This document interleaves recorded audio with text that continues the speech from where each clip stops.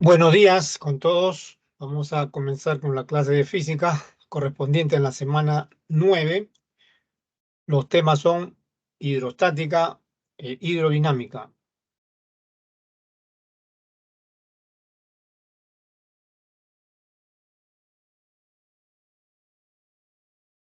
Hidrostática es el estudio de los fluidos en reposo. Hidrodinámica es el estudio de los fluidos en movimiento. En hidrostática se van a estudiar temas fundamentales como es la presión hidrostática,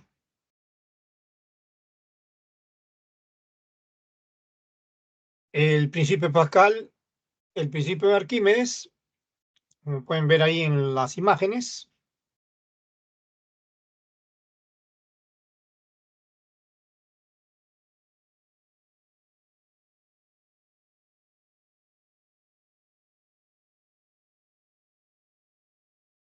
y también el concepto de la tensión superficial, ¿no?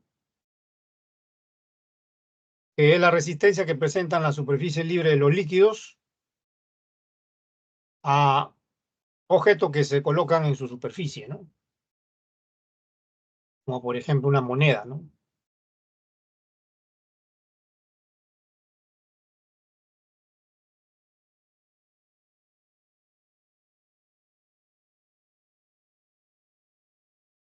En la parte de hidrodinámica se va a estudiar el flujo de un fluido también llamado caudal, ¿no?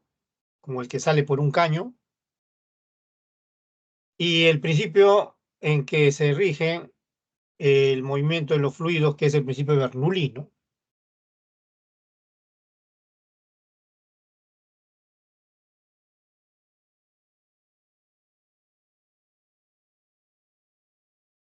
Conjuntamente también con otro principio que es llamado de continuidad, ¿no? O sea, de conservación de la masa en los fluidos, ¿no?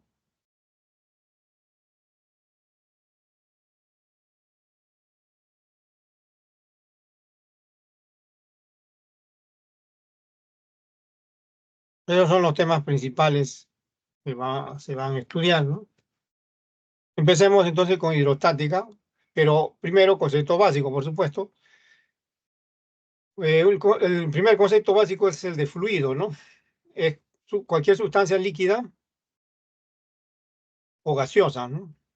Que en estado de reposo adopta la forma del recipiente que lo contiene, ¿no?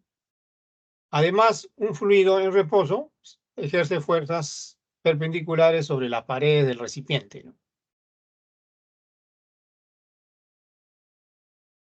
Cuando un fluido está en reposo y se vierte en vasos comunicantes, o sea, en vasos interconectados como lo que se muestra ahí, alcanzan la misma altura, el mismo nivel, ¿no? Cualquiera que sea la forma del recipiente o vaso, ¿no? Es una propiedad y adopta la forma, como pueden ver, del recipiente. Adopta la forma del recipiente que lo contiene. Ahora, cuando el fluido está en reposo, también le estaba diciendo de que ejerce fuerzas perpendiculares, ¿no? Fuerzas perpendiculares sobre la pared del recipiente que lo contiene. Esas flechitas de rojo indican las fuerzas perpendiculares y el fluido está en reposo. El fluido está en reposo. Esas dos figuras corresponden a lo que está escrito ahí arriba, ¿no?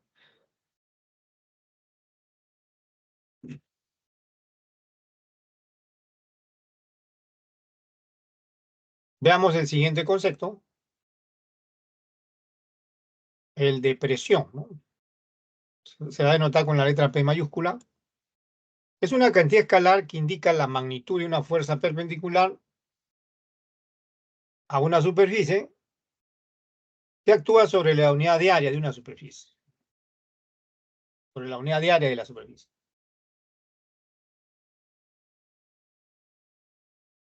Esto también se puede escribir así, ¿no? Una fuerza perpendicular que actúa sobre la unidad de área, que actúa sobre la unidad de área, aquí ponemos de una superficie, ¿no? Ya está, para que esté más claro, ¿no? Ya. Por ejemplo, la definición matemática de lo que está escrito ahí es esta, ¿no? Esas tres rayitas, ya saben, significan se define, así se lee, ¿no? Fuerza perpendicular, magnitud sobre área, ¿no? Ejemplo, miren, si tenemos una superficie cualquiera y se aplica una fuerza, por ejemplo, cuando uno escribe sobre una hoja, ¿no? La fuerza no necesariamente es perpendicular, es oblicua en general, ¿no? Es decir, forma un ángulo teta con la vertical, ¿no? Entonces, como en la definición dice que hay que dividir la fuerza perpendicular sobre el área, se debe descomponer esta fuerza, ¿no? Una componente vertical y otra horizontal. La horizontal es paralela al área, la que interviene en la definición es la componente vertical, ¿no?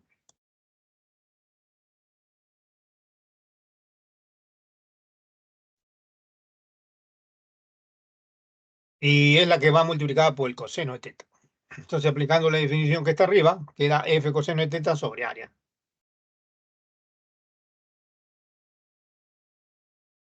Ahora, si la fuerza es perpendicular al área, como la que están viendo ahí, ahí interviene ya toda la fuerza, pues, ¿no? F sobre área, ¿no? Ahora, ¿cuál es la unidad de la presión? Newton sobre metro cuadrado y se define como Pascal, ¿no? Se define como Pascal. El símbolo es PA.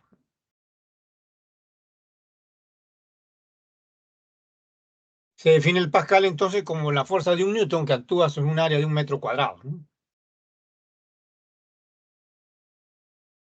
Ahora, en el estudio de los fluidos, el concepto de la fuerza, que diga de la presión, es más útil que el de la fuerza, ¿no?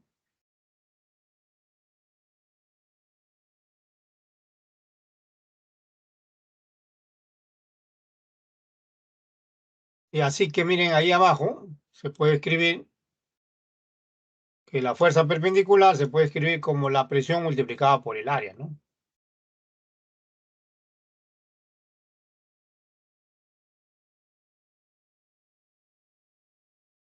La presión multiplicada por el área, ¿no? Ya se sabe que es la fuerza perpendicular.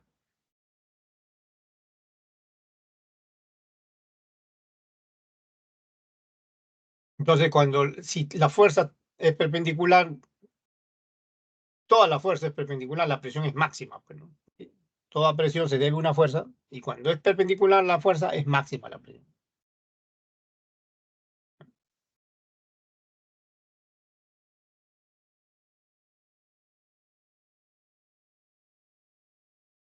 Eso se puede colocar ahí también, por supuesto, ¿no?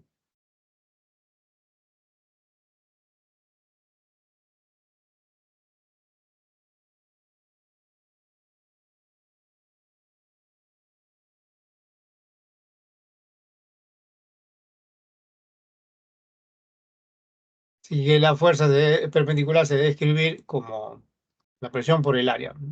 Ahora, si el área es constante, a mayor fuerza, mayor presión, menor fuerza, menor presión. Ahora, si la fuerza que actúa es constante, a menor área, mayor presión. A menor área donde actúa la fuerza, mayor presión. A mayor área donde actúa la fuerza, menor presión.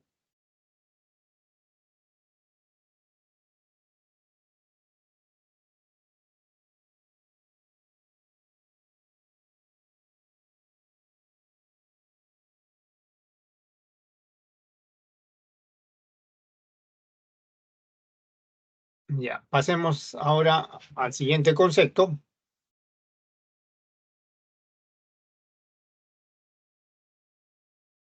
densidad, ¿no? Densidad de masa. Se nota con la letra griega ρ, ¿no? Esa letra es griega, ¿ya? Ρ, ¿no? Es una cantidad escalar que indica la masa de un objeto material en la unidad de volumen. Y es una medida de qué tan compacto es un objeto, ¿no? Material, ¿no? Su definición es, bueno, acá podemos poner 3 rayitas también, ¿no? Porque es definición, pues, ¿no? 3 rayitas acá.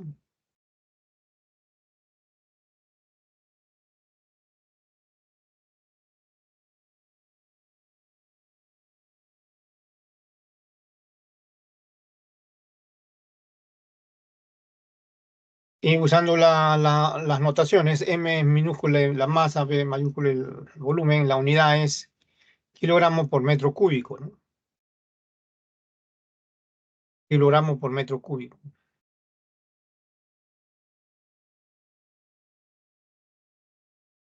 Sistema internacional.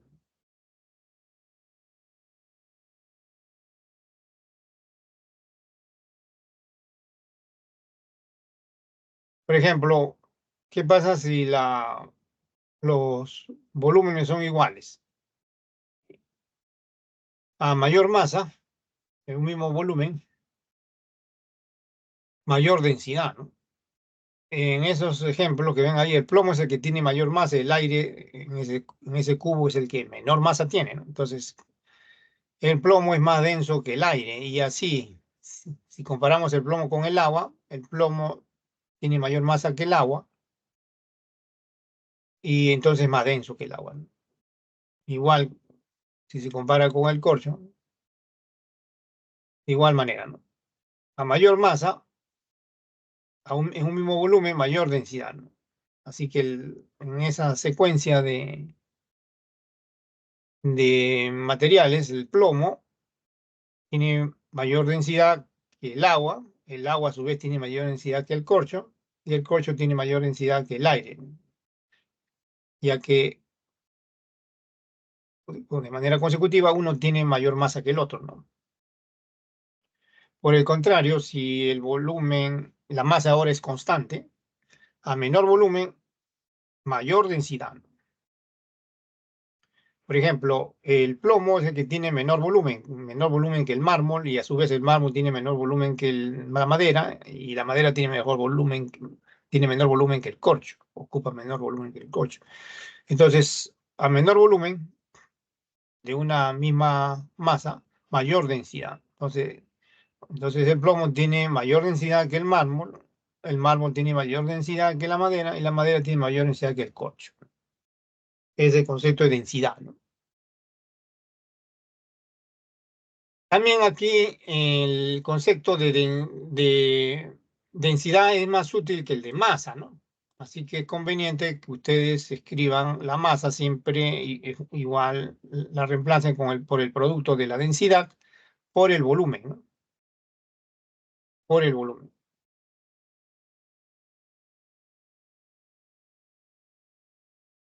Ya, en términos de estos conceptos se describe hidrostática e hidrodinámica. Pero además de ello, obviamente, la hidrostática y la hidrodinámica se basan en principios, ¿no? Es lo que vamos a empezar a estudiar. Entonces, pasemos a la siguiente página. La ley de la presión hidrostática, ¿no? Que no es otra cosa que una ecuación que relaciona la presión con la profundidad, ¿no? La ley de la presión hidrostática es una consecuencia de la primera ley de Newton, primera condición de equilibrio. Por ejemplo, si tenemos un recipiente con un líquido abierto, vamos a suponer que es el recipiente, un vaso, el líquido está a una altura h. Entonces, en nuestro objeto de estudio aquí no es el vaso sólido, sino es líquido. Entonces, vamos a analizar el líquido, vamos a suponer que imaginariamente tenemos un elemento de volumen de líquido, de cilíndrico, de sección transversal de área A, longitud h. Este punto va a indicar el centro de gravedad de ese elemento de volumen, masa por gravedad, el peso. Pero también, como está abierto, el aire ejerce una fuerza, ¿no? Sobre la superficie del líquido. Esa fuerza es presión del aire por área, ¿no? También la base del recipiente ejerce una fuerza normal sobre el líquido. Y eso se escribe como presión ahí en el fondo, ¿no? en el fondo del recipiente por el área, ¿no? Entonces, de la primera condición de equilibrio, si sumamos esas fuerzas, debe ser nula la fuerza, ¿no? Entonces, de la primera condición de equilibrio se deduce que la presión en un fluido en reposo varía linealmente con la profundidad, ¿no? Mediante esta ecuación, donde esto también se llama presión absoluta, donde P sub 0 se llama presión atmosférica, que es la presión debido al aire, ¿no? Nosotros vivimos en un océano de aire y en el fondo todavía, que es la superficie terrestre, ¿no? Rho es la densidad de fluido, H es la profundidad, G es la aceleración de la gravedad y ya se sabe que H es la profundidad, ¿no? Ahí está arriba, ¿no? Ahí dice profundidad arriba, ¿no?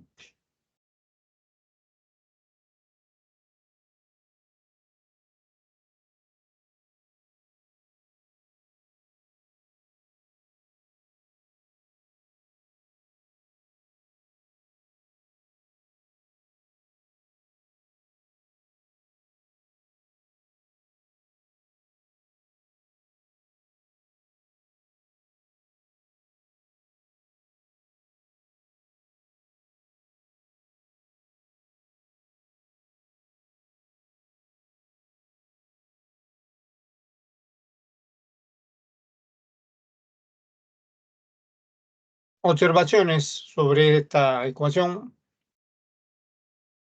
Miren, está claro ahí en la ecuación que se deduce la primera condición de equilibrio.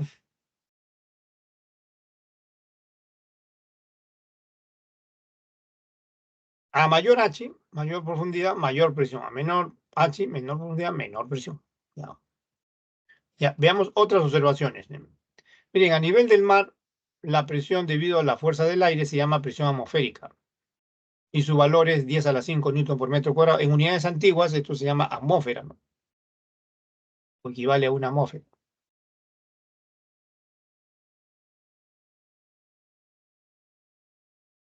Por ejemplo, los que viven a nivel del mar, como indica la línea de rojo ahí, experimentan la mayor de las presiones. La presión es máxima, la mayor de las presiones. En cambio, los que viven a 1000, 2000, 3000, 4000 metros sobre el nivel del mar experimentan una presión menor, ¿no? Ahora, la diferencia, ahora si restamos en la ecuación anterior, restamos la presión absoluta menos la presión atmosférica, eso se llama a veces, en algunos autores le llaman presión manométrica, con una rayita arriba, ¿no?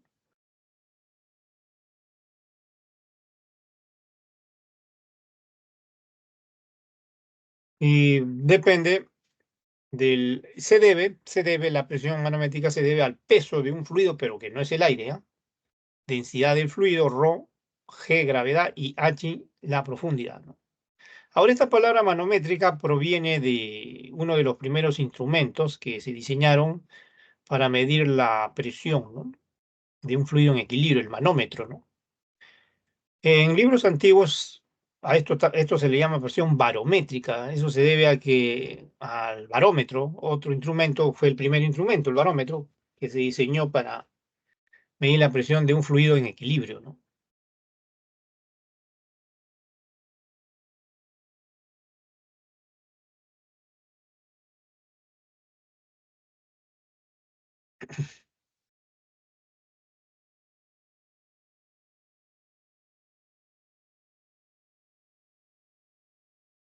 Ahora, esa presión que ven ahí de una atmósfera 10 a las 5 pascales se debe al peso de todas las capas atmosféricas que hay encima de la superficie terrestre, ¿no?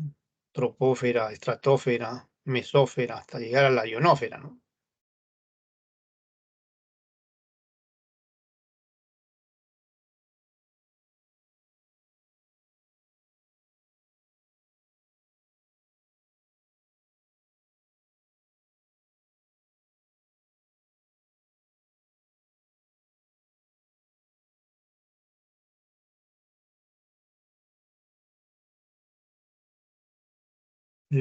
Como le dije, a mayor altitud sobre el nivel del mar, menor es la presión atmosférica, ¿no? Menor a ese valor que está ahí de 10 a la 5. Entonces, esto nos conduce a la medición de la presión, pues, ¿no? La presión de un fluido en equilibrio se puede medir con una gran variedad de dispositivos mecánicos. Hoy en día ya hasta son digitales, ¿no? Los primeros instrumentos que se diseñaron de acuerdo con la ecuación presión, con la ecuación de la presión hidrostática fueron el barómetro, que fue en el siglo XVII, y el manómetro, que fue en el siglo XIX. Empecemos por el manómetro. El principio del manómetro es el siguiente, mire, si tenemos un recipiente con un fluido desconocido o cuya presión se quiere conocer, ese recipiente lo conectamos a un tubo, ¿no? Como pueden ver, hay un tubo en forma de U, ¿eh? De tubo.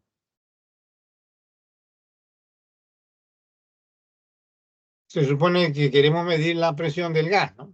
Entonces el gas va a ingresar por el tubo, pero en el tubo además, cuando conecto el tubo con el recipiente que contiene gas, el tubo tiene un líquido, que puede ser agua, mercurio, y con ese líquido se conecta al recipiente. Entonces, ¿qué va a ocurrir? El recipiente va a ejercer el gas en el recipiente va a ejercer una presión, ¿no? Está indicado por esta flechita que está ahí, ¿no? Bueno, se llama esto manómetro de tubo abierto porque por esta rama está abierto, ingresa aire, ¿no? Ingresa aire.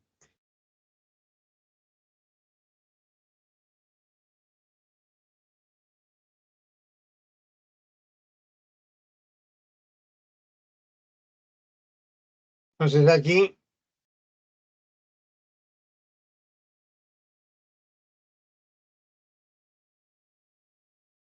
después de un rato, se va a estabilizar, es decir, va a quedar en reposo el líquido y el gas, pero se va a observar un desnivel en la columna de líquido acá, ¿no?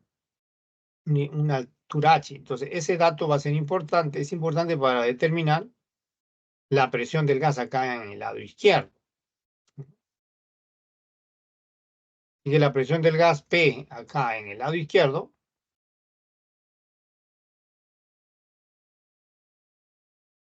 cuando ya alcanza el estado de reposo, tanto el líquido como el gas, se mide igualando la presión. Eso es una condición de la primera condición de equilibrio, o sea, mejor dicho, es un requerimiento de la primera condición de equilibrio, que la presión a un mismo nivel debe ser la misma. O sea, la presión acá del gas, en el lado izquierdo, debe ser la misma que la presión de esta columna, debido al peso de esta columna de líquido, más la presión atmosférica, que porque ingresa aire por acá, ¿no?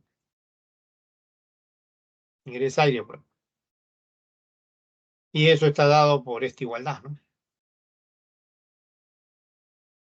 Por esta igualdad. Se igualan las presiones, entonces aquí, a un mismo nivel, eso es un requerimiento de la primera condición de equilibrio, en el lado izquierdo con el lado derecho, ¿no?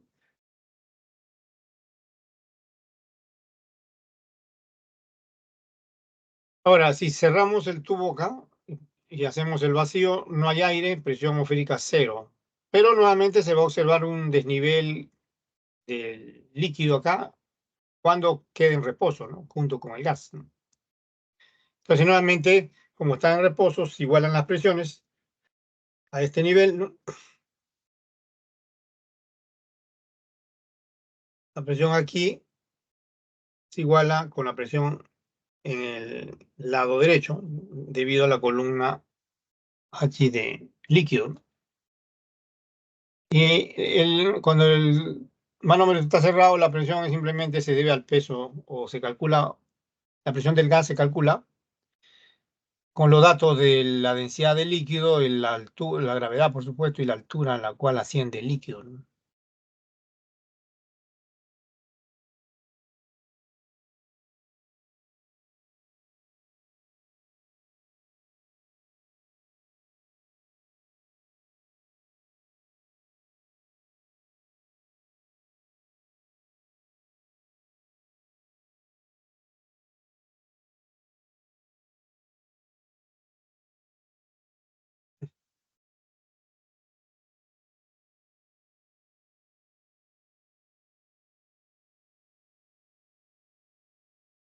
Ahora, el barómetro consiste en lo siguiente, ¿no? Una vasija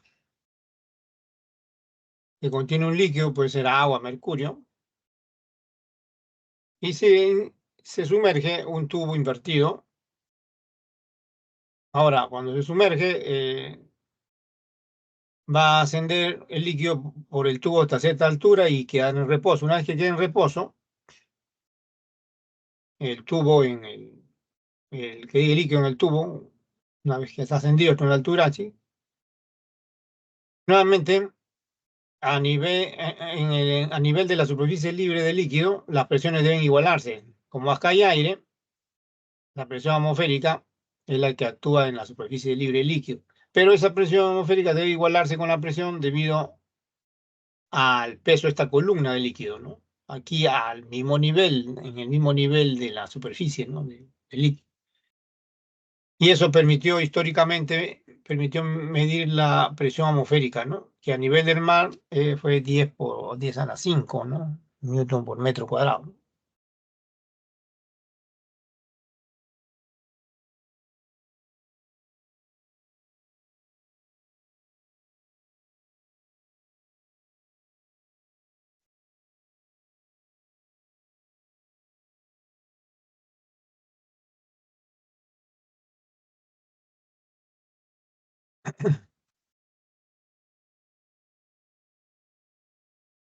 Ya, y así fue el principio de la medición de la presión, ¿no? Con el barómetro y el manómetro, ¿no?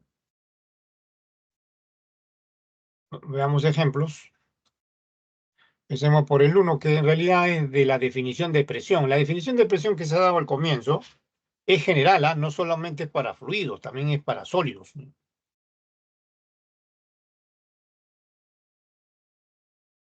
Entonces vamos a los ejercicios de esta semana 9, ¿no? Dice un bloque cúbico, bueno, cúbico ahí con acento,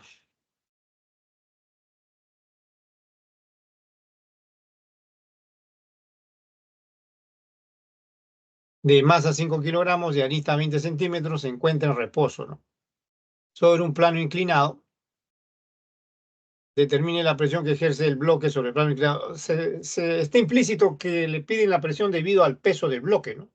El bloque está en contacto con el plano inclinado, entonces la presión se debe al peso del bloque, ¿no? Debido al peso del bloque, debe decir ya.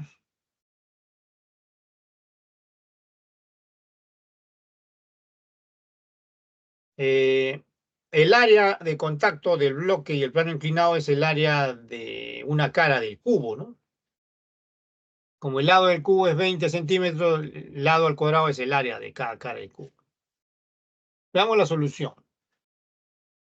En estos casos es conveniente indicar la flecha del peso, nada más que el peso, sobre el bloque, ¿no? Ahí está flecha de rojo. No es necesario indicar las otras fuerzas, ¿ya? Aunque acá aparece, pero como les dije, está implícito, debe decir el enunciado, que la presión debido al peso, ¿no? Que es la flecha de rojo nada más, o sea, la fuerza de gravedad, ¿no? Las otras fuerzas no. Si le dijeran la presión debido a la normal, ¿no? A la fuerza de rozamiento, eso no es la pregunta. La presión que ejerce el bloque se refiere al peso del bloque, flecha de rojo que está ahí.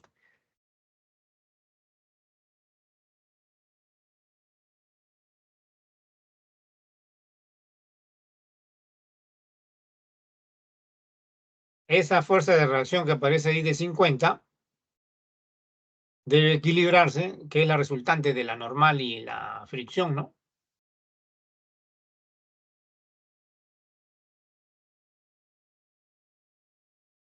Se equilibra pues con el peso, ¿no?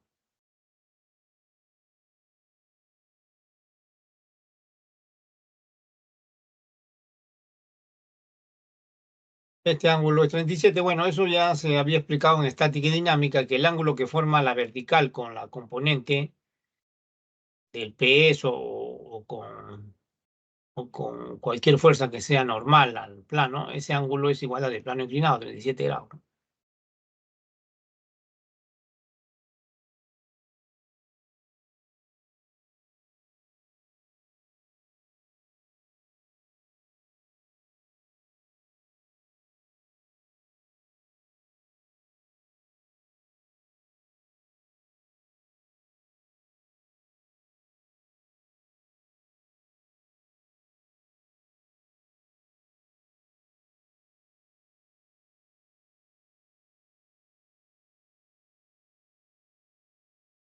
Entonces, en realidad es la componente, ¿no?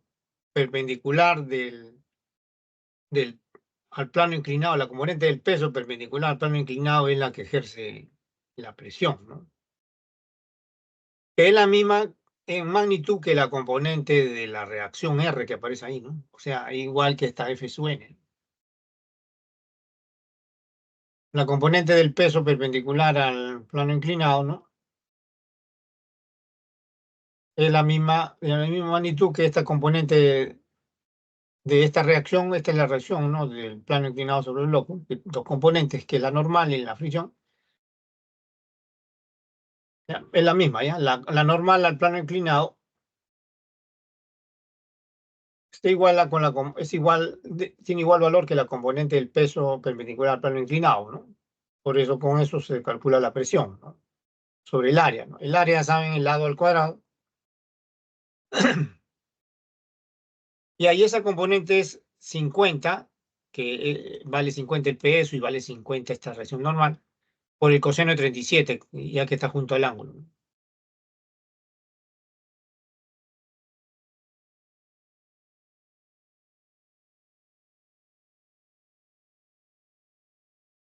Reemplazando, acá han puesto, falta la otra ahí. Ahora sí.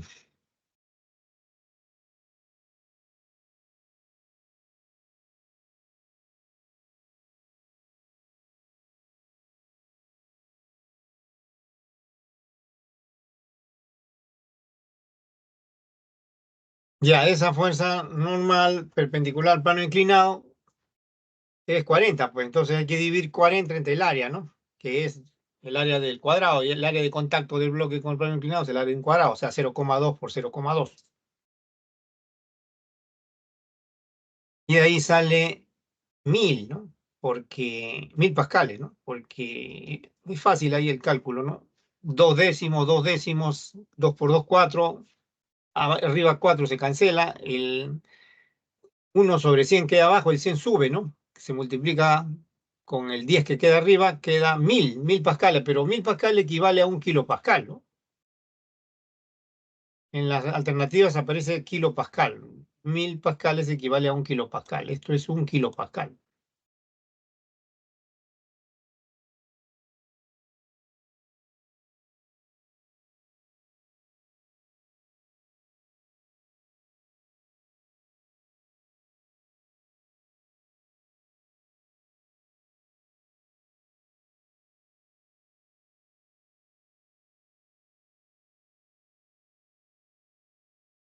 Y esa es la respuesta.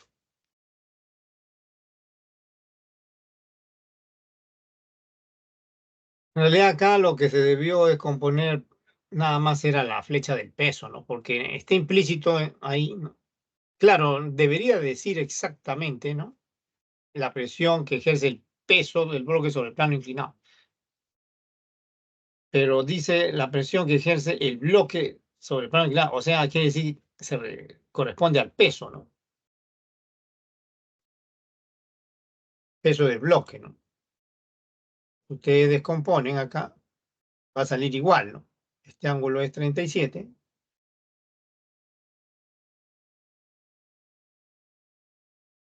A ver, vamos a ver.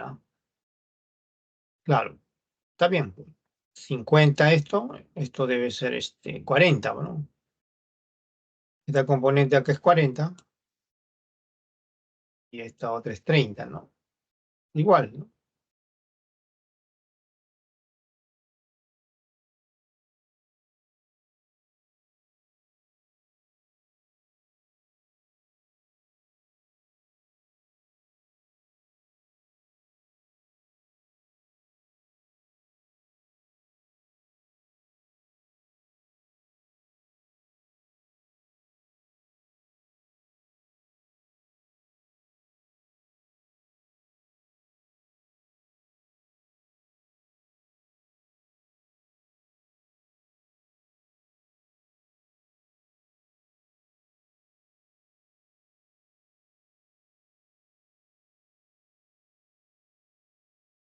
Dos.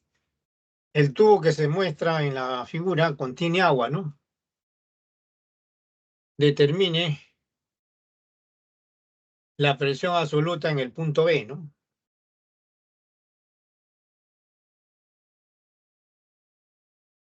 Bueno, vamos a la figura, pero ya este problema sí se refiere a fluidos, ¿no? El otro es de definición de presión, como le dije, ¿no? Que es válida para sólido, líquido, gases. Aquí sí ya se refiere al fluido, ¿no? Que es lo que estamos estudiando. Determine la presión absoluta en el punto B. Presión absoluta significa presión total, así de sencillo, ¿no? Ya, el líquido está inclinado, formando 37 grados con la horizontal. La longitud del líquido que está inclinado, que está en el recipiente inclinado, tiene una longitud de 20 centímetros. Y según la ley de la presión hidrostática, se toma en cuenta las alturas, ¿no? No la distancia de 20 centímetros, sino la altura, ¿no? Viene la altura, ¿no? Entonces la presión sobre una superficie horizontal, el punto B, por ejemplo, en la superficie horizontal se calcula, en este caso, conociendo la altura y también, por supuesto, la presión atmosférica que le dan de dato, ¿no? Ya que está abierto el recipiente, ¿no? Porque no olvidar que en la fórmula, en la ley de la presión hidrostática, la presión se debe al peso, ¿no? Del, del, presión manométrica se refiere al peso en este caso, del líquido, ¿no? Del agua. Y eso se escribe densidad del agua, gravedad, altura del agua. ¿Cuál es la altura del agua respecto a la línea horizontal? Hay que calcularla, ¿no? ¿No? Ahí está la ley de la presión hidrostática. Esa altura que ven ahí, ¿ven? H. Y se calcula fácilmente porque miren, ahí tenemos un triángulo de 37 y 53, un triángulo rectángulo, ¿no? Este valor de 20 que está acá se puede escribir como es múltiplo de 5, ¿no? La hipotenusa, 5 por 4. Y esto de acá va a ser opuesto al ángulo 37, 3 por 4, múltiplo de 3, ¿no? 3 por 4. Y esto da 12, ¿no? 12 centímetros.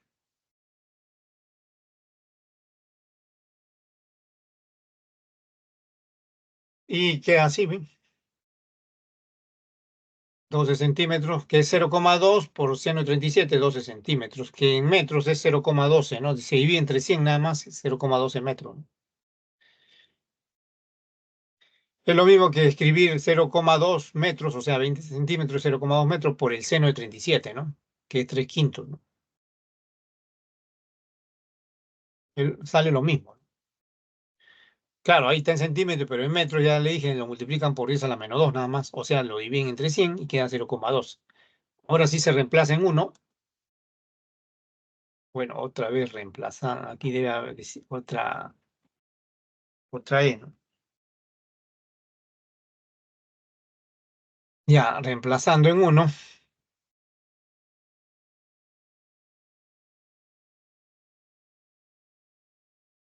1000 la densidad del agua, 10 la gravedad, H igual 0,12, ¿no? Más 10 a la 5, que es la presión atmosférica. Bueno, acá es más fácil porque miren, 10 a la 5 se puede escribir como 100 por 10 a la 3, ¿no? O sea, 100, ay, vamos a poner acá mejor, 100 por 10 a la 3, ¿no?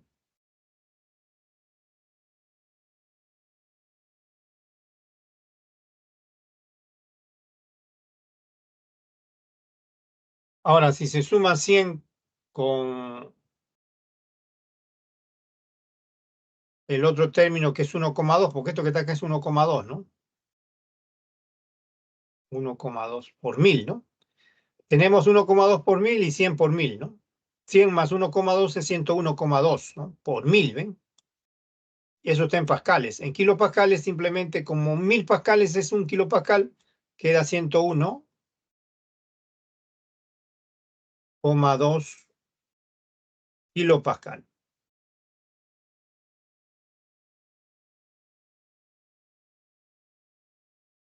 Y esa es la respuesta. Bueno, acá ya le expliqué, ya lo borré. Kilopascal, ¿eh? Y esa es la respuesta, ¿no?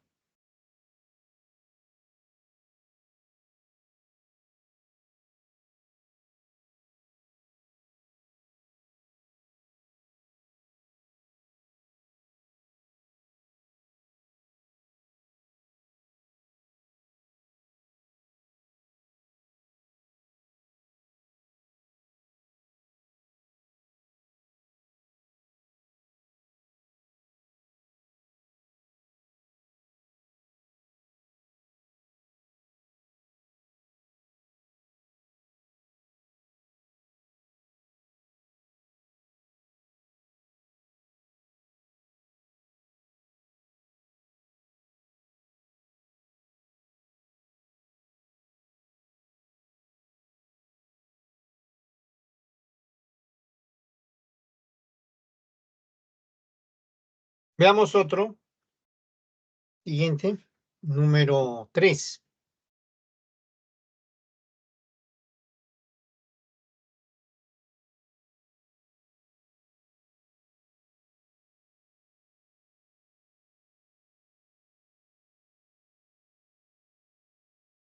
Veamos el número 3.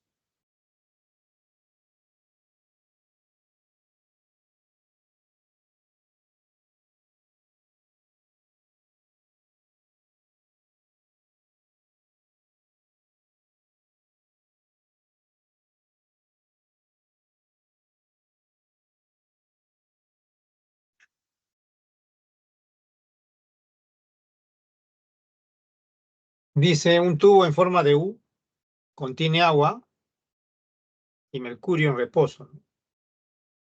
Como muestra la figura, calcule la longitud de la columna de agua. Le dan la densidad de mercurio en gramos por centímetro cúbico, pero también tienen que darle la densidad del agua, ¿no? En gramos por centímetro cúbico, la densidad del agua es bien fácil de recordar, ¿no? Es 1.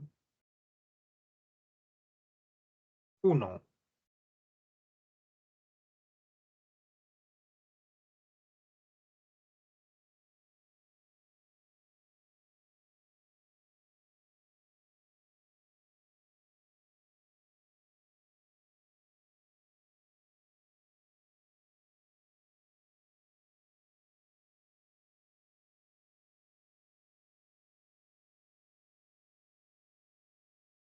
Ya, veamos la solución.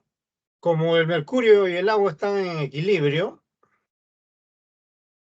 la primera condición de equilibrio se exige que a un mismo nivel las presiones deben igualarse, ¿no? La primera condición de equilibrio implica equilibrio de presiones o igualdad de presiones a un mismo nivel, ¿no? En este caso, el nivel de referencia va a ser esta línea de acá, que va a ser el nivel de referencia.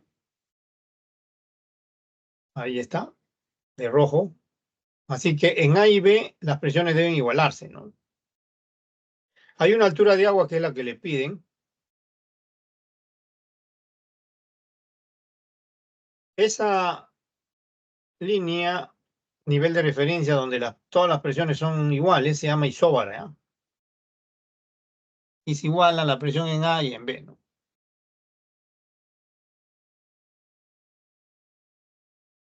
Y ahí tenemos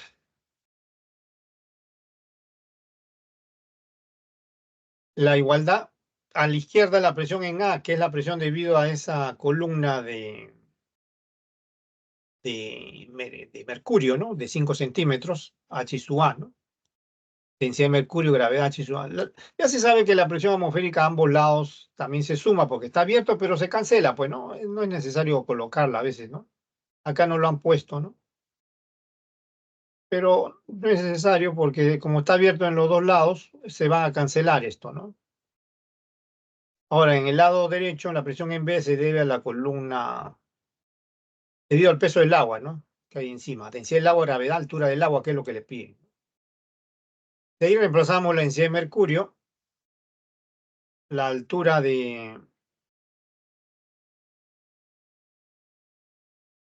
mercurio, que es 5 centímetros al otro lado. La densidad del agua 1, este 1 es la densidad del agua, ¿no? Y la altura del agua. Se ha cancelado G también, ¿ah? Ahora, si multiplicamos 5 por 13,6, eso da 68 centímetros.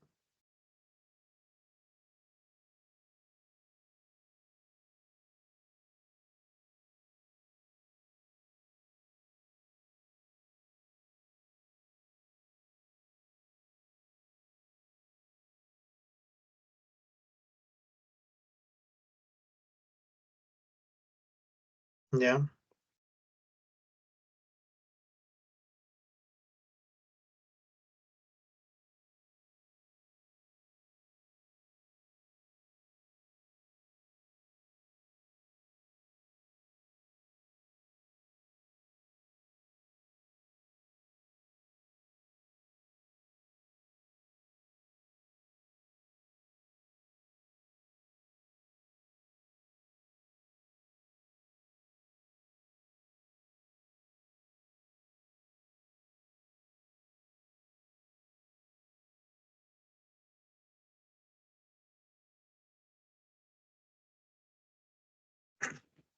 Esa es la respuesta.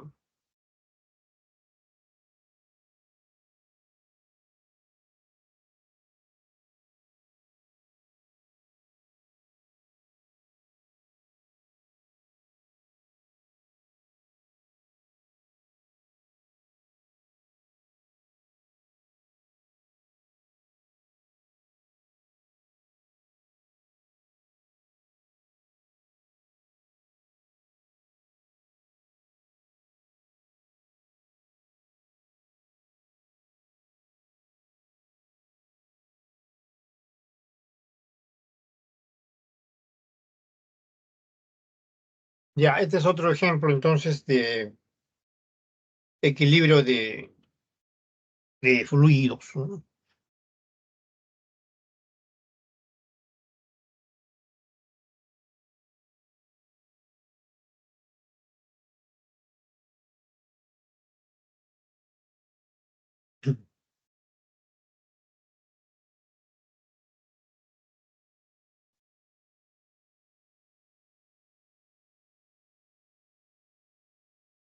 Ya, entonces avancemos con la teoría. Ahora veamos el principio de Pascal, ¿no? Vamos a la teoría. Principio de Pascal.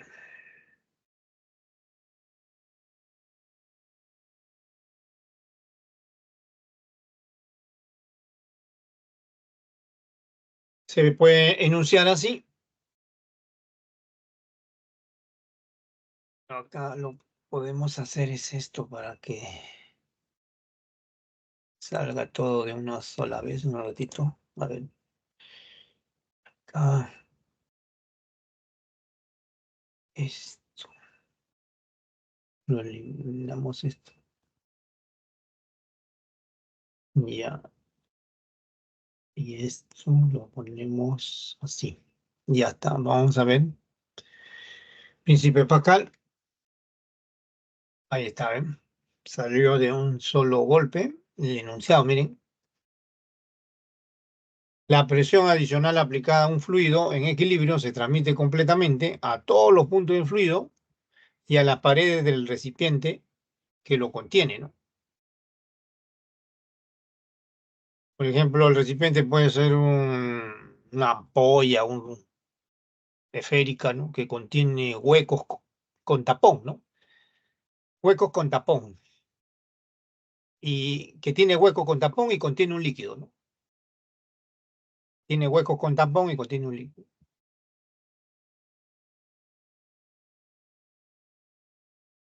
Cuando se aplica acá una presión adicional,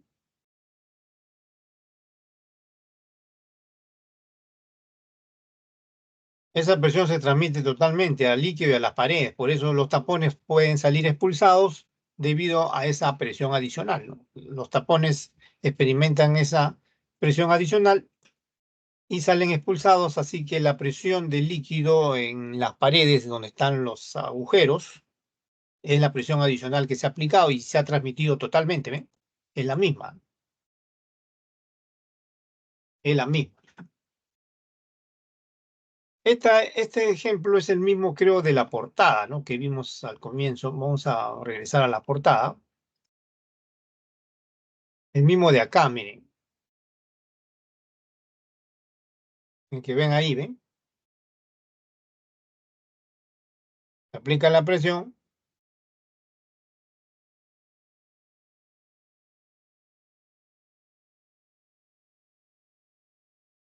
y como hay agujero, el chorro sale con la misma, en cada agujero el chorro sale con la misma presión adicional, ¿no? Eso significa que se ha transmitido, ¿no?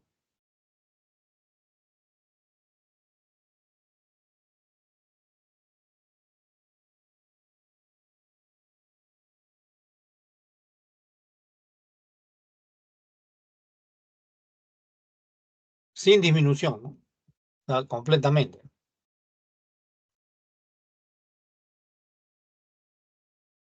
Ya, ese es el mismo, pero esto está en forma estática, pues, ¿no? Acá, ¿no? Acá está en forma estática, ¿no?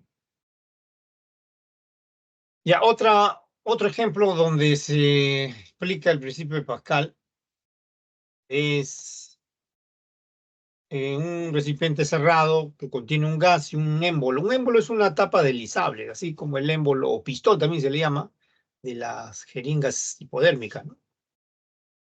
Por ejemplo, aquí hay un gas encerrado en un recipiente cilíndrico que contiene un émbolo. Si se aplica una presión adicional al gas acá, delta de P, esa presión se transmite a todos los puntos completamente, ¿ah? Por ejemplo, el punto A va a tener una presión aumentada en esa cantidad. El punto B acá en el fondo también, y así todos los puntos, ¿no? La presión se transmite completamente a todos los puntos. Es el principio de Pascal. Una aplicación de este principio es la prensa hidráulica, ¿no? La prensa hidráulica.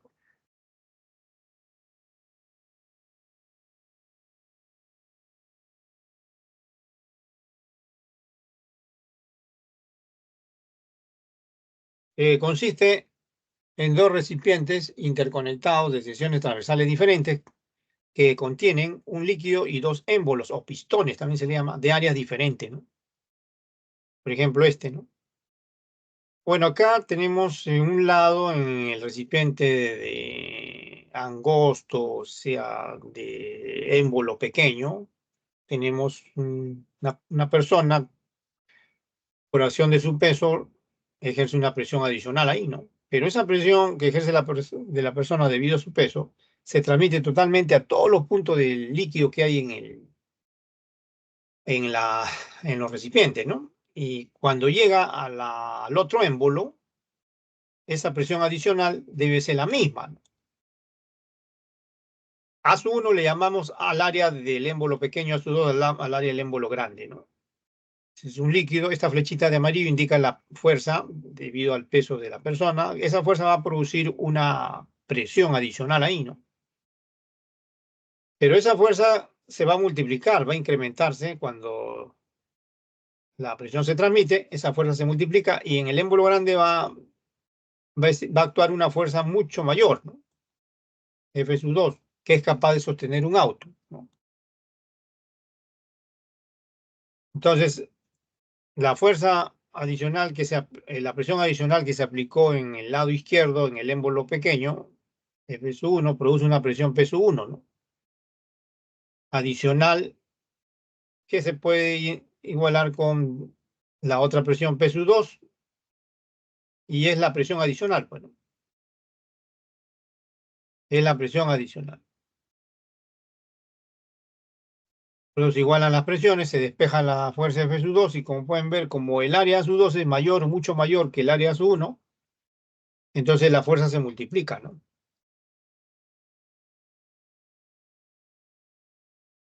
La fuerza se multiplica, ¿no?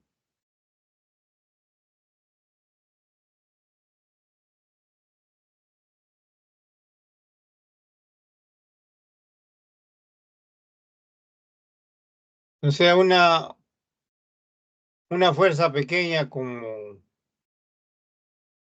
el peso de una persona, 80 kilogramos, por ejemplo, puedes llegar a sostener un cuerpo bien pesado, como o el de un auto, 800 kilogramos, por ejemplo, 100 veces más, o 10 veces más. Y cuanto más pequeño sea el área A1 del émbolo, mayor va a ser la magnitud de la fuerza que se incrementa, ¿no? Puede ser 100 veces, puede ser 1000 veces, 10.000 veces, ¿no?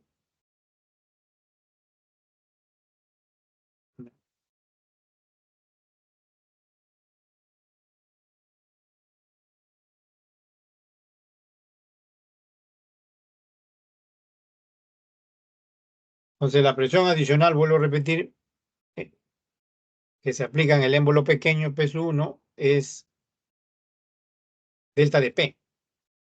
Pero esa es la misma que va a aparecer en el émbolo 2.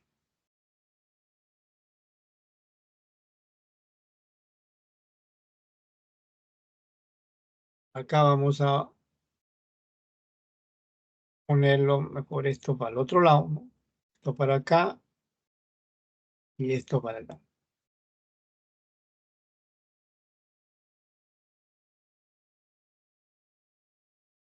A ver cómo lo ponemos.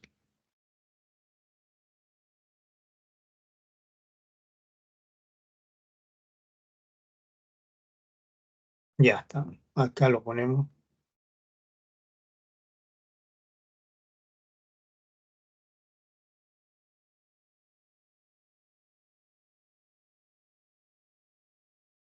de esa manera.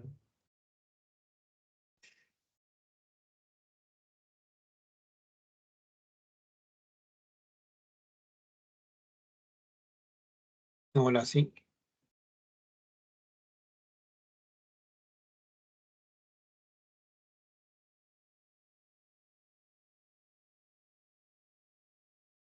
Fuerza sobre área. ¿Mm?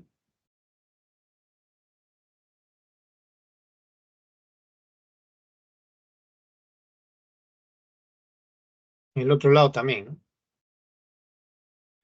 Fuerza sobre área, ¿no?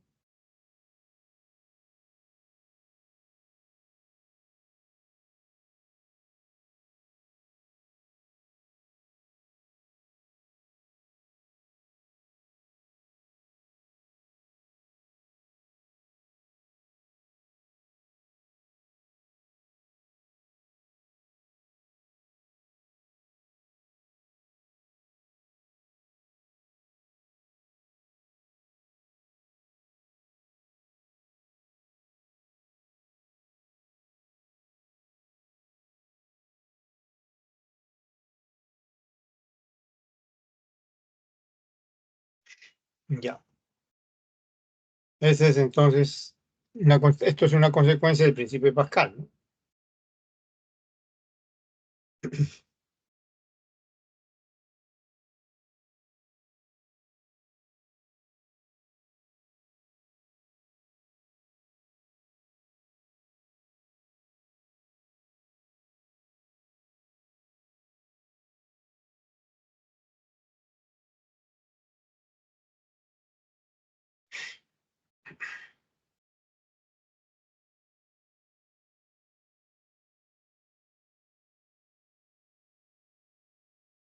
Veamos un ejemplo más. Vamos a la teoría.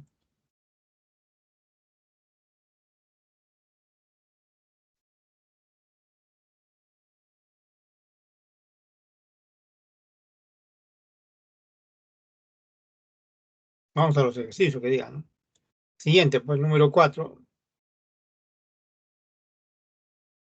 Hay una prensa hidráulica, dice que se muestra, contiene agua con un desnivel de 1 metro entre los émbolos 1 y 2. Si el pistón 1 dice tiene un peso de 30 newton, determina el peso del pistón 2.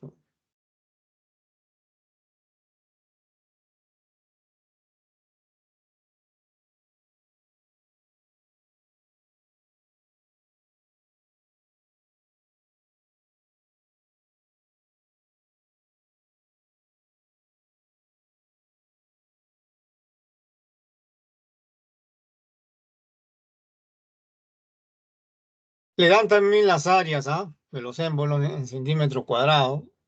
5 centímetros cuadrados el área de la izquierda, de la derecha, ¿no? A su 1, y de la izquierda a su 2, 20 centímetros cuadrados, el émbolo grande, pues, ¿no? Ahora, cuando ustedes quieran pasar de centímetros cuadrados a metros cuadrados, voy a poner nuevamente en grande. Esto que ven acá está en centímetros cuadrados, ¿no? Entonces, ustedes lo quieren pasar a metro cuadrado, esto de aquí lo multiplican, esto ya no ponen, pero lo multiplican por 10 a la menos 2, ¿no? Menos 4, perdón, menos 4, ya queda en metros cuadrados. Acá también, ¿no? Esto, ¿no? Lo paso a metros cuadrados, lo multiplico por 10 a la menos 4.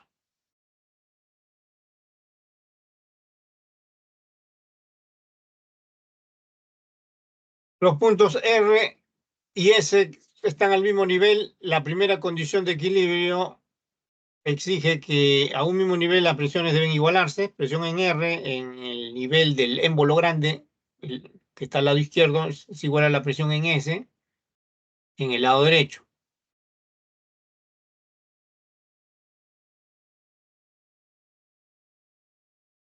¿Ya?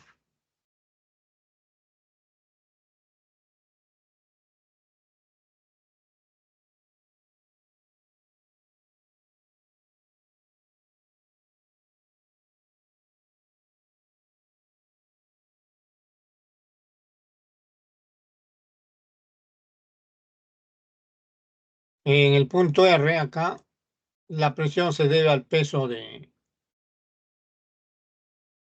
este émbolo, ¿no? Que es lo que le piden. Entonces, por definición de presión es peso del émbolo sobre área sub 2. La presión en el punto S es presión total, ¿no?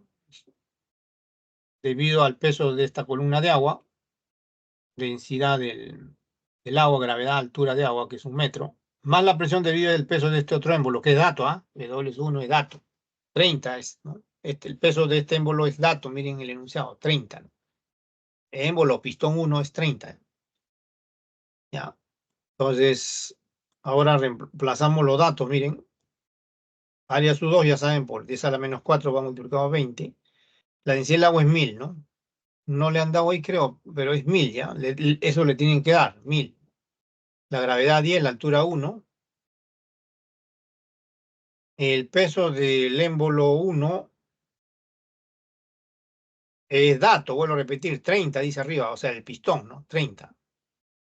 Y el área abajo, A sub 1, es, aquí el área A sub 1, acá abajo, es 5 por 10 a la menos 4. Es dato del área, el área del pistón pequeño, dato, 5. Esto del lado derecho es fácil, miren. Mira, acá es 10 a la cuarta. 1 por 10 a la cuarta es acá. Acá 30 entre 5 es 6. 6 por 10 a la cuarta, porque este 10 a la menos 4 sube, ¿no? Y entonces acá va a quedar 7 por 10 a la cuarta. Si suman estos dos, va a quedar 7 por 10 a la cuarta.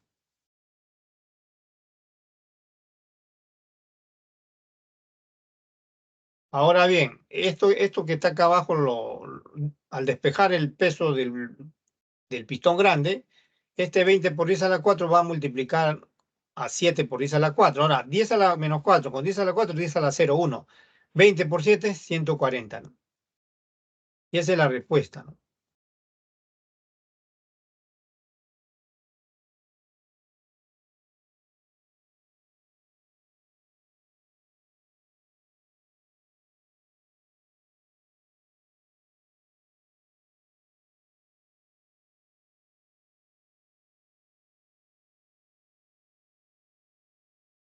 Esa es la respuesta.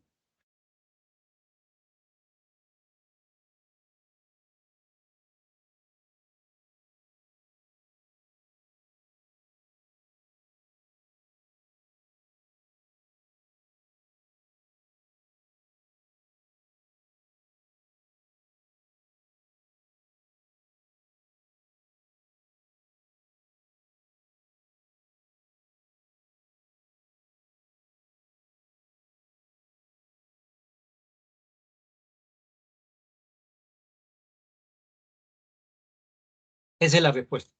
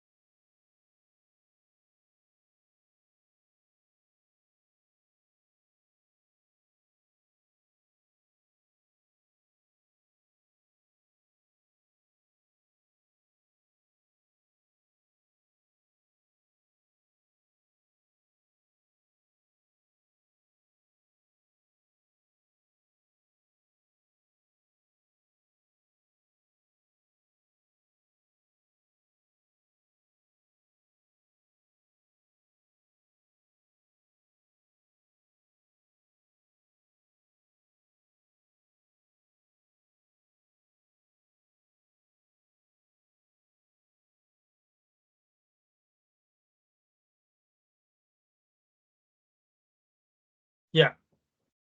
Ahora pasemos a estudiar otro principio, el principio de Arquímedes, en hidrostática.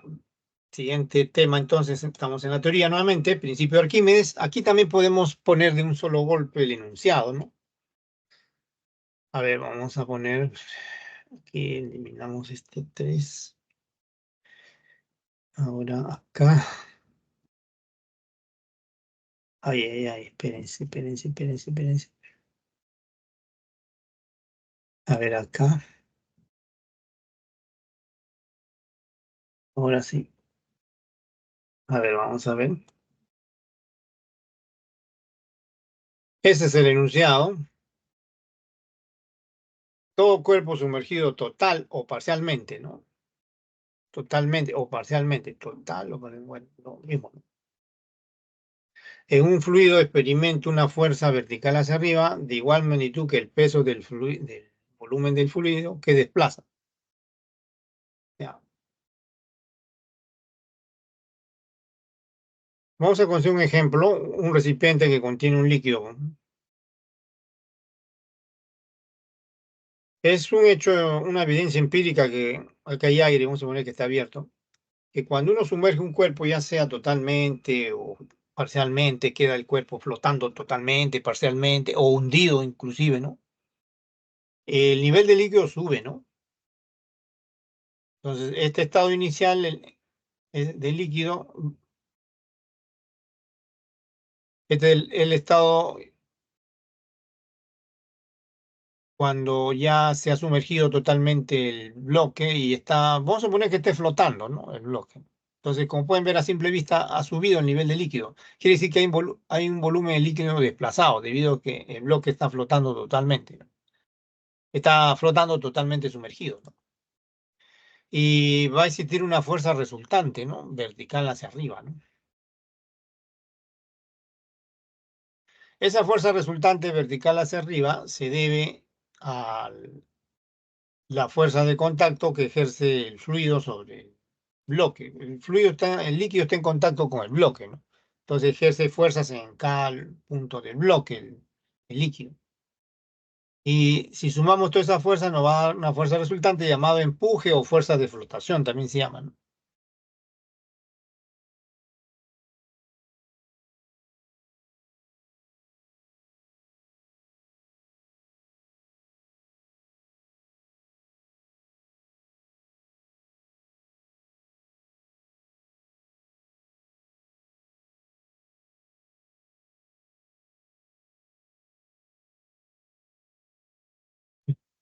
Ahora, ¿qué pasa si está parcialmente sumergido? También se nota un desplazamiento del volumen, sube el nivel de líquido.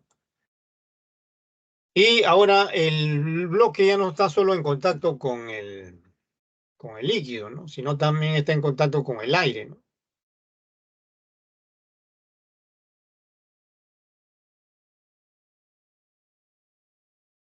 Y nuevamente hay otro empuje, claro, menor, pero hay otro empuje.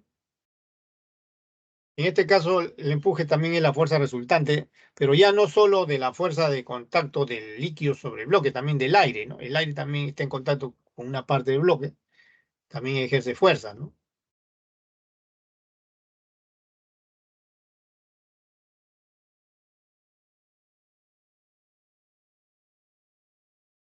Cuando se suman todas esas fuerzas, el empuje otra vez es vertical hacia arriba, ¿no? Como pueden ver, en los dos casos donde está parcialmente sumergido o totalmente sumergido, el nivel de líquido ha subido, ¿no? Y se dice que hay un volumen desplazado, ¿no? Un volumen desplazado. Que está indicando ahí, ¿no? Cuando está totalmente sumergido, ve su L. Cuando está parcialmente sumergido, ve prima su L. Y la ley de Arquímedes, que es teórica, dice que ese empuje, la magnitud de ese empuje es igual al peso del fluido desplazado, o sea, el líquido desplazado, ¿no? Ahora, es masa del líquido desplazado por gravedad, pero la masa, ya saben, hay que escribirla como densidad por volumen. O sea, densidad del líquido desplazado por volumen del líquido desplazado, ¿no? Por G, ¿no? En general es fluido, ¿no? Puede ser gas también.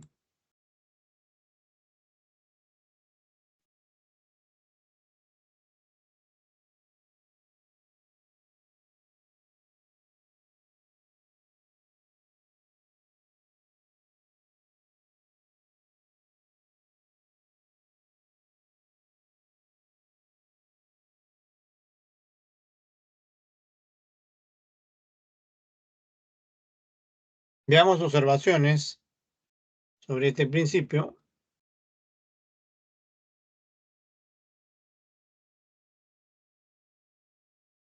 Observaciones, ¿no?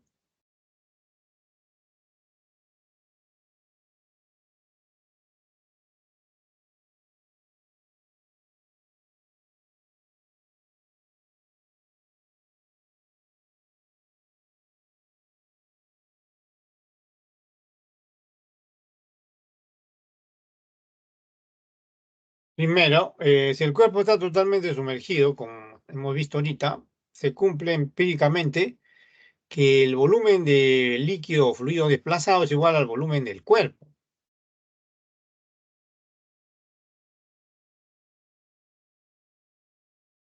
Cualquiera que sea la forma del cuerpo, se puede medir su volumen empíricamente midiendo el volumen de fluido desplazado. Pero ¿qué pasa si el cuerpo está parcialmente sumergido? Si el cuerpo está parcialmente sumergido, el volumen del fluido desplazado es una fracción del volumen del cuerpo, una fracción menor que uno. O sea, la parte que está sumergida, la fracción sumergida, ¿no? La fracción de volumen del cuerpo sumergido.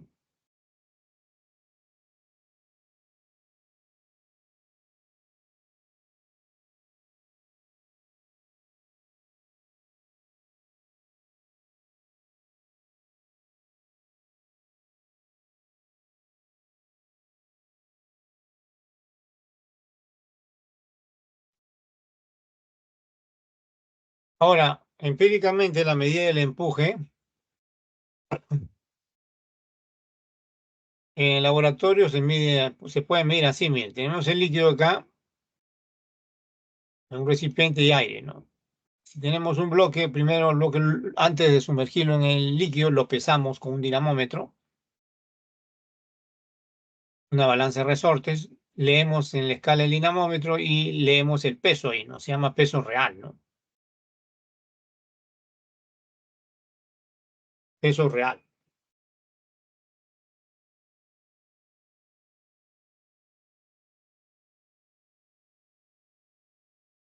Pero si ahora volvemos a leer el peso cuando el bloque está totalmente sumergido, vamos a leer un peso menor, ¿no? Que el peso en el aire, que se llama peso aparente. Y eso se debe al empuje, al empuje, ¿no? Pueden ver hay un volumen desplazado, una masa o volumen desplazado, debido pues a que el cuerpo está totalmente sumergido. Y ese peso aparente que es menor se debe al empuje. Así que solo basta leer en el dinamómetro el peso real en el aire y el peso aparente cuando el cuerpo está totalmente sumergido y restarlo, ¿no? Y eso le da la medida del empuje.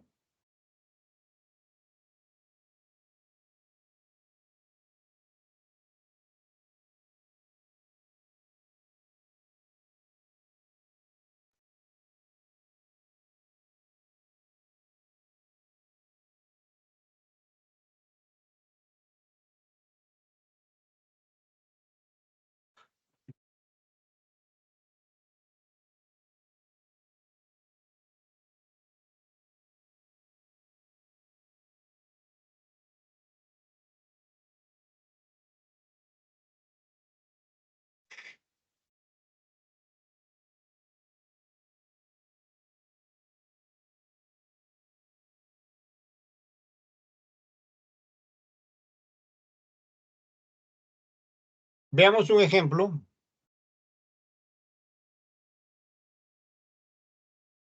El siguiente ejercicio, el número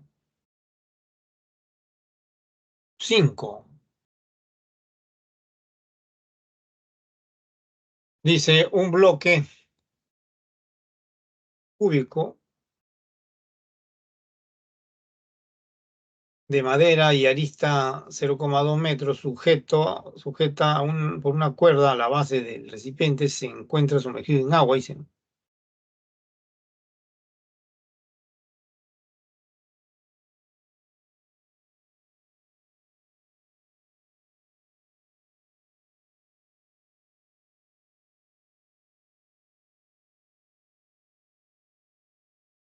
Determine la magnitud de la tensión de la cuerda, ¿no?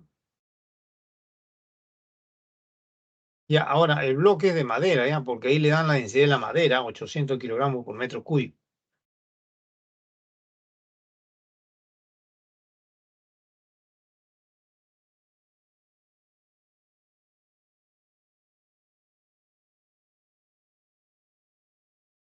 Veamos la solución. Aquí el cuerpo que vamos a analizar es el bloque, ¿ah? Una fuerza es la fuerza de gravedad, o sea, el peso, flecha de rojo. Otra es la tensión de la cuerda, que ven ahí es hacia abajo, ¿no? El empuje es hacia arriba, flecha de verde, ¿no? Esas fuerzas al sumarse deben anularse, ¿no? Primera condición de equilibrio.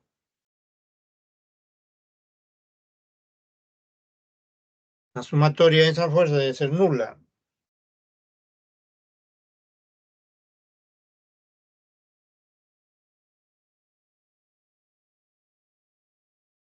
Y escribimos que el empuje hacia arriba es igual a la suma de las otras fuerzas hacia abajo, ¿no? La tensión y la fuerza de gravedad, o sea, el peso, ¿no?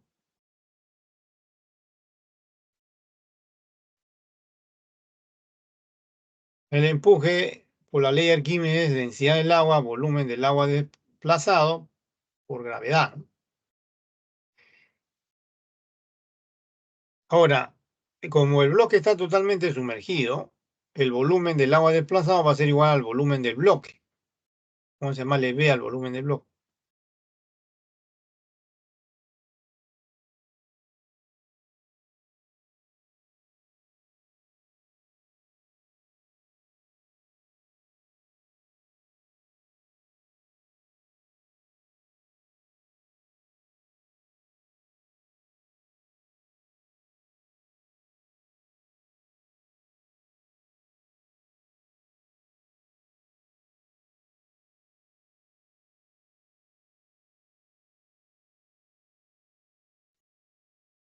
Ahora, la masa del bloque también se debe escribir como densidad del bloque, o sea, la madera, el volumen. Entonces, esto se cancela. No, no se cancela, sino es común, ¿no? Estos términos de acá son comunes. G y B, o sea, volumen del bloque y volumen del bloque acá son comunes, ¿no? G también es común. ¿Sí?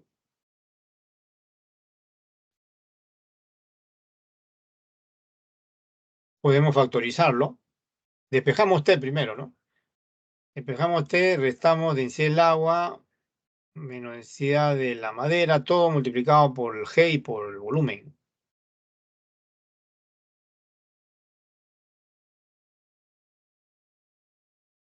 Ahora reemplazamos los datos. 1000 menos 800, que vale 10, el volumen 0,2 al cubo.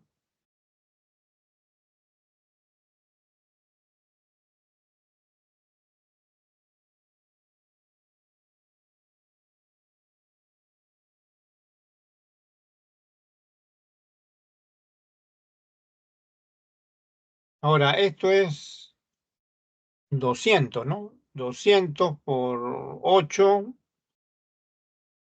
202, ponemos 2 por 8, 16 por 10 a la 3 queda acá, y en el otro lado queda 10 a la menos 3, ¿no? Eso va a dar 16, ¿no? Eso va a dar 16.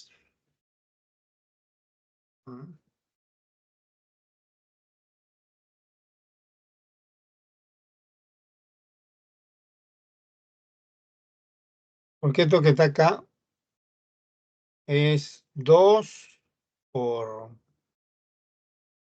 10 a la menos 1 todo al cubo, ¿no?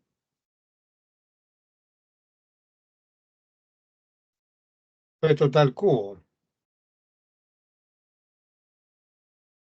8 por 10 a la... Esto acá va a salir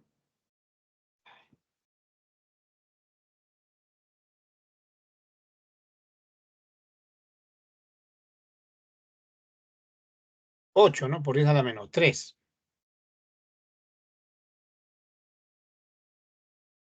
Con el otro que es 2 por 10 a la menos 2 por 10, 2 por 10 al cuadrado por 10, 2 por 10 al cubo, se cancela los 10 y ahí sale, pues, ¿no?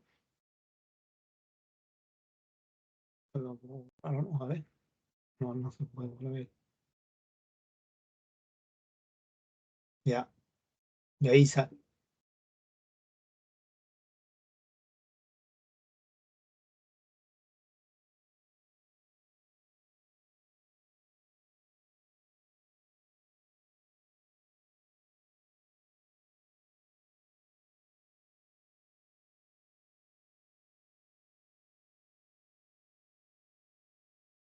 Se tenía para borrar. Ya está.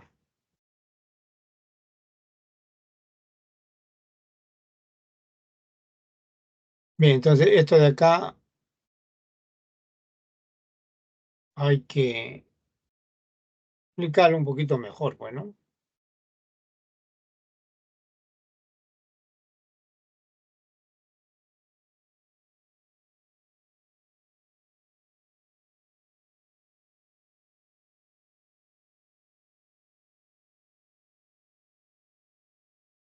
200, ¿no?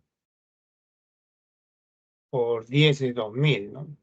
En el otro lado, como ya le dije ahorita, 8 por 10 a la menos 3, le dije, ¿no?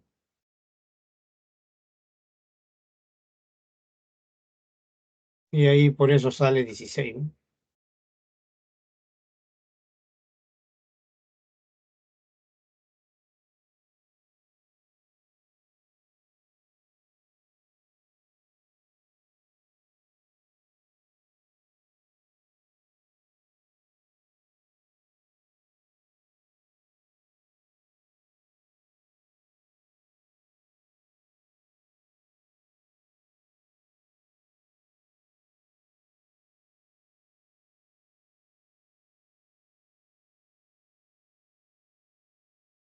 Ya.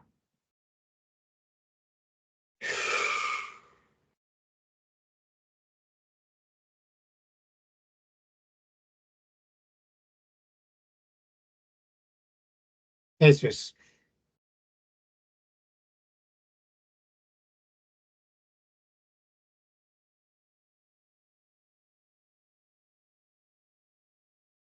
Ahora veamos un último tema de hidrostática, tensión superficial.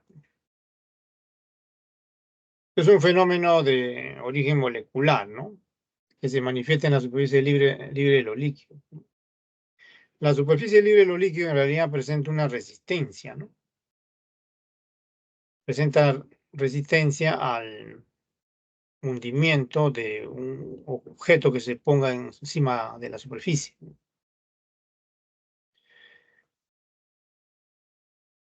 Vamos a suponer que estas sean las moléculas, ¿no? En la superficie, lo de arriba y lo de abajo en el interior, ¿no? Si sumamos todas las fuerzas sobre cada molécula en el interior, se van a anular, ¿no? Ya que ahí son fuerzas de cohesión, fuerzas de atracción, ¿no? Entre moléculas vecinas, todo se anula, ¿no? Si se suman sobre cada molécula las fuerzas de cohesión, se anulan. Entonces quedan las de arriba nomás. Y va a dar una fuerza resultante hacia abajo.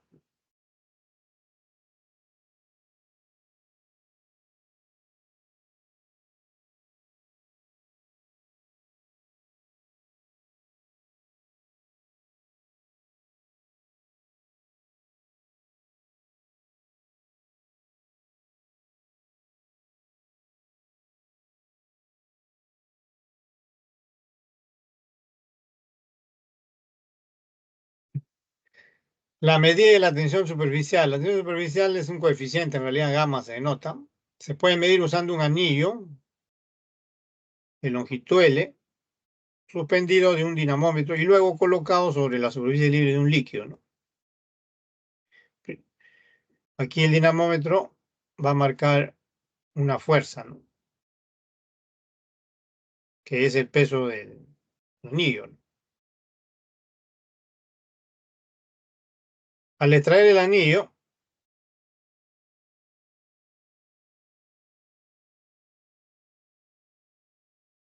lentamente, por supuesto, en el dinamómetro se va a leer una fuerza adicional, o sea, se requiere una fuerza adicional para poder extraer el anillo.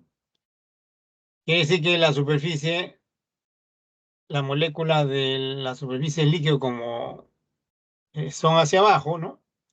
Son como pegamento, ¿no? Son fuerzas de adhesión, ¿no?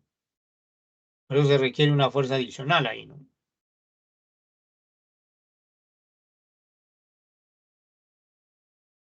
Son fuerzas de adhesión entre un pegamento que actúa sobre la superficie del anillo, ¿no?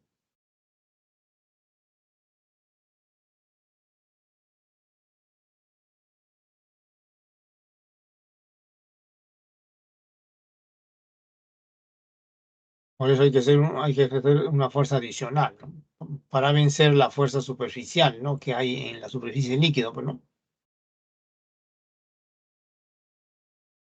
Entonces, la tensión superficial se define como fuerza superficial perpendicular, ¿no? La magnitud sobre la longitud de acción, ¿no? F sub S sobre L, ¿no? L es la longitud de acción, ¿no? Total de acción, ¿no? En todo el contorno, ¿no? Por eso dice total.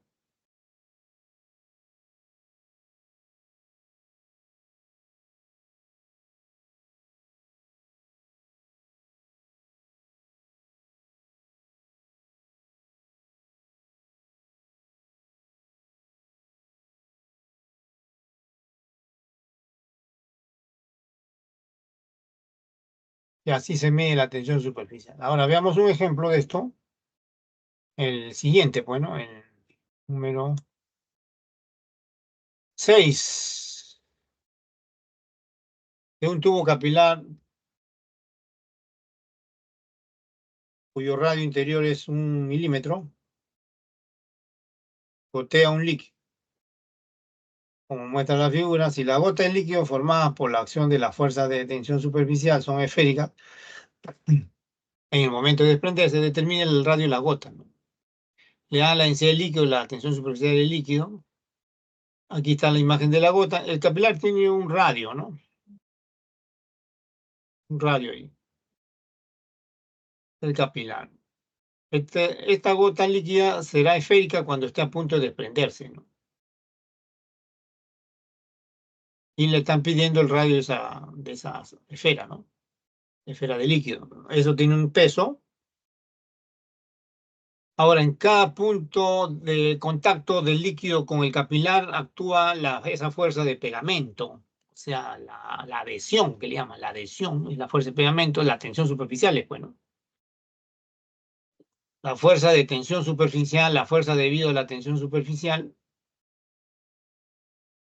actúa ahí, ¿no? Y hacia arriba tenemos una fuerza superficial tal, ¿no? Que debe equilibrarse con el peso, ¿no? De la gota.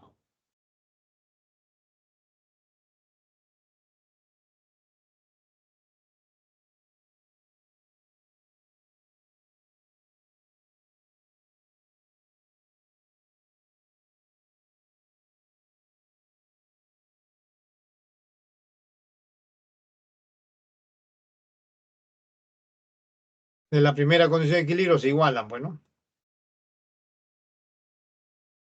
La fuerza superficial, ya saben que es densidad tensión superficial, fuerza superficial, tensión superficial por L, ¿no? Pero L es la longitud de la circunferencia, el contorno, pues, del contorno del tubo capilar, ¿no? La masa es densidad líquido por volumen. El volumen es el volumen de una esfera, 4 pi tercios por R al cubo. Reemplazamos 2 y 3 en 1. Y igualamos, pues. Ahora aquí reemplazamos tanto el L como el volumen, ¿no? a la izquierda y a la derecha, ¿no? Ahora se cancela 2pi a la derecha y a la izquierda, se despeja R al cubo, queda 3 veces la densidad del líquido sobre 2 veces la densidad del líquido, por supuesto, por G, ¿no? Aquí se reemplazan los datos, miren, al repasar los datos va a quedar 8 por 10 a la -9. Ahora, si sacamos raíz cúbica, esto va a salir 2 por 10 a la -3, ¿qué? Metros, pero 10 a la -3 metros, o sea, la milésima parte de un metro es 1 milímetro, ¿no? Así que queda 2 milímetros la respuesta. Esa es la respuesta.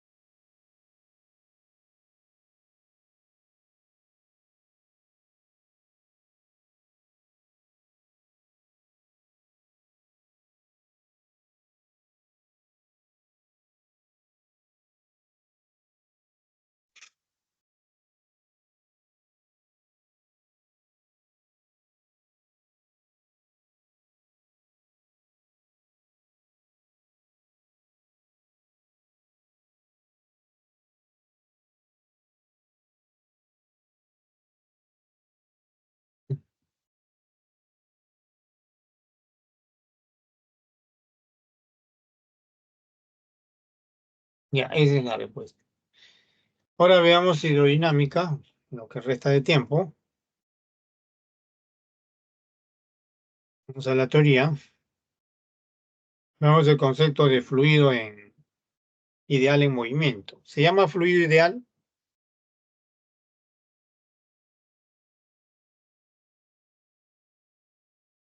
Bueno, acá al revés, ¿no? Se llama fluido ideal.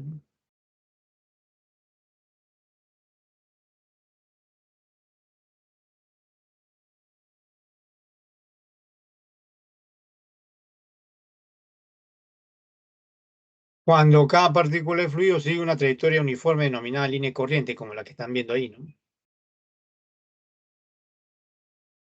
¿Qué característica tiene? Es homogéneo, o sea, su densidad es constante.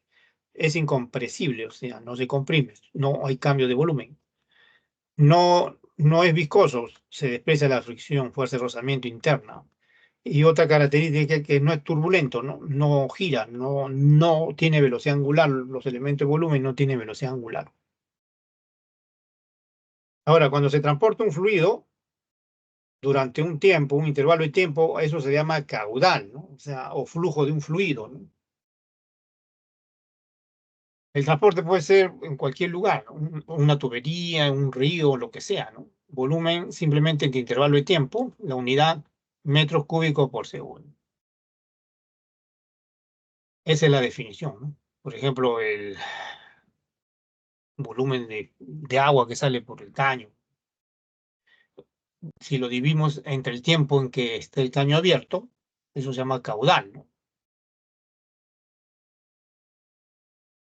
Ahora, hay otra definición equivalente de caudal, es aplicable en las tuberías, ¿no? En los tubos, ¿no?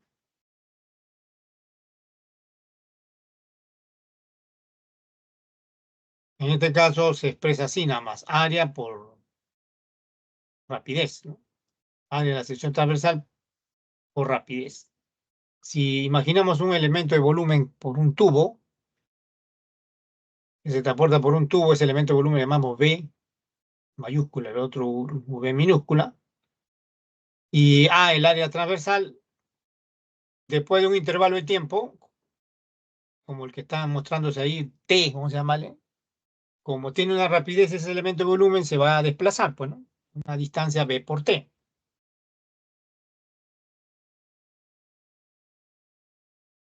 Entonces, de ahí sale pues lo de arriba, ¿no? O sea, si se escribe el volumen como esa distancia que se desplaza, o sea, el volumen V por T,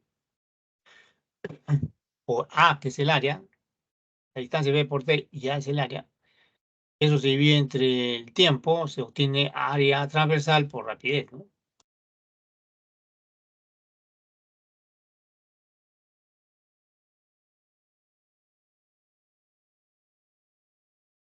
Y esta ecuación que ven allí es útil para describir la conservación de la masa en las tuberías, ¿no? Si no hay fuga de fluido en una tubería, esta ecuación que ven allí, esta forma de escribir el caudal es útil, ¿no?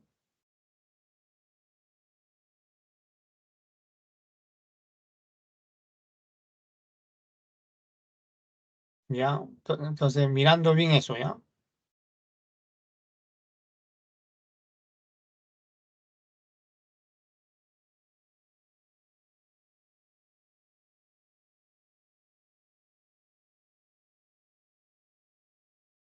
Se llama ecuación de continuidad.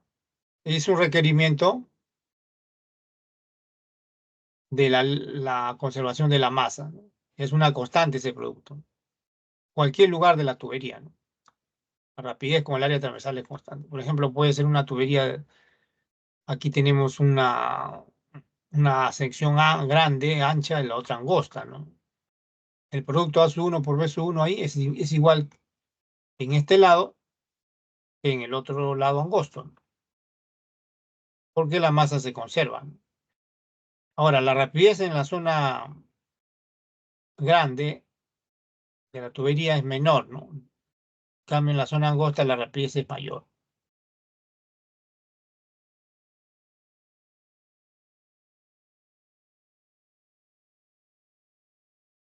O sea, es mayor a través de un área transversal menor, ¿no? Que a través de un área transversal mayor.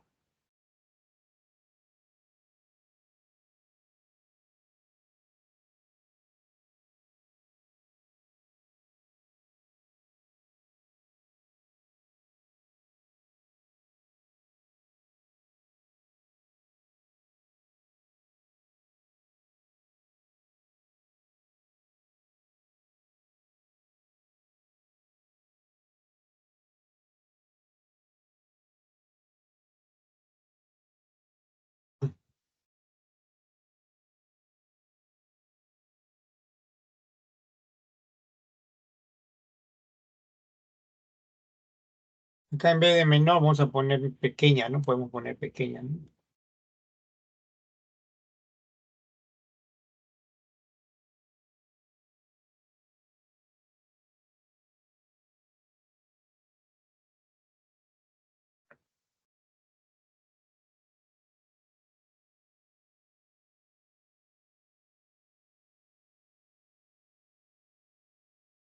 Vamos a ponerlo aquí.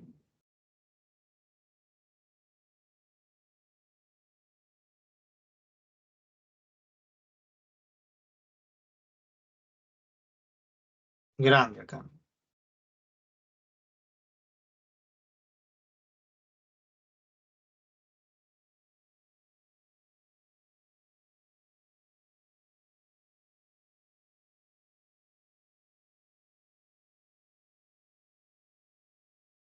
Esto también se puede poner acá, ¿no?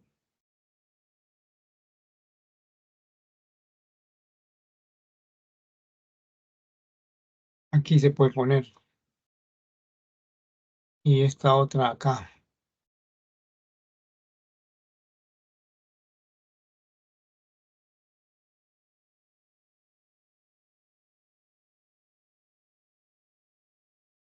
Y la rapidez, ¿no? Y la rapidez. La ponemos rapidez, ¿no?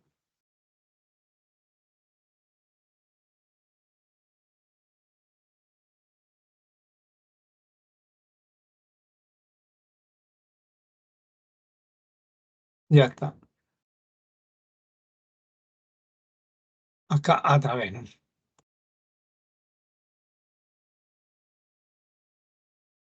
Esto lo vamos a poner acá.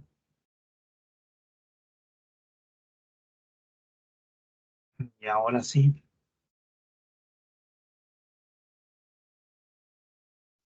Ya.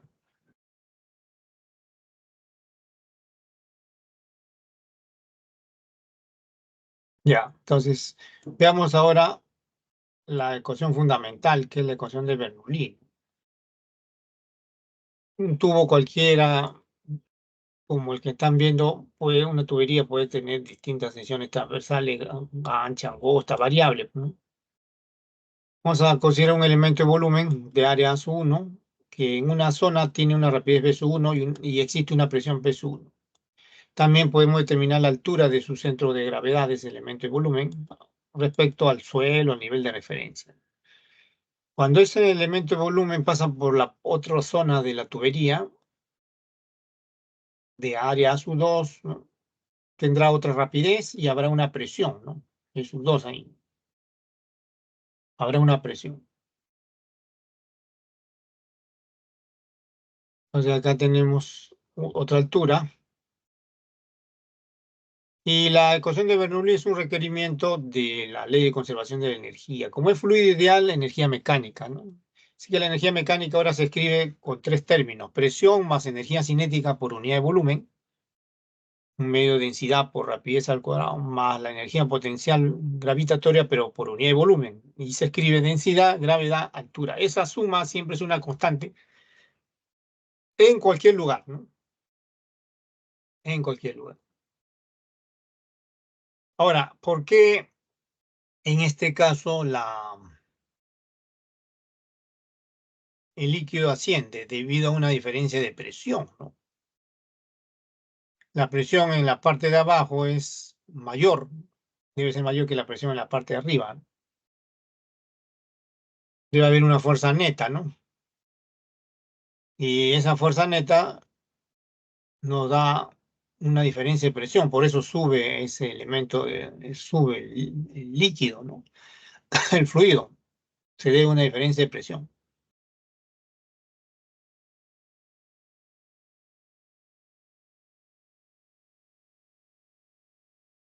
diferencia de presiones, ¿no? Ahora, si la tubería es horizontal, la altura es la misma, se cancelan a ambos lados y queda la ecuación de Bernoulli, queda así nada más: presión más un medio de la densidad por la rapidez al cuadrado, ¿no? Ya, esto vamos a usar entonces para los dos últimos problemas. A ver, vamos a los ejercicios. A ver, en el número 7 dice, aquí se usa solo la ecuación de continuidad nada más, ¿ya?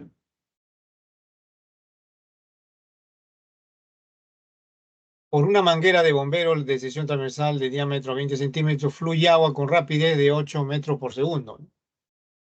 Si el diámetro de la boquilla se reduce a 5 centímetros, determine la rapidez de salida del chorro, ¿no?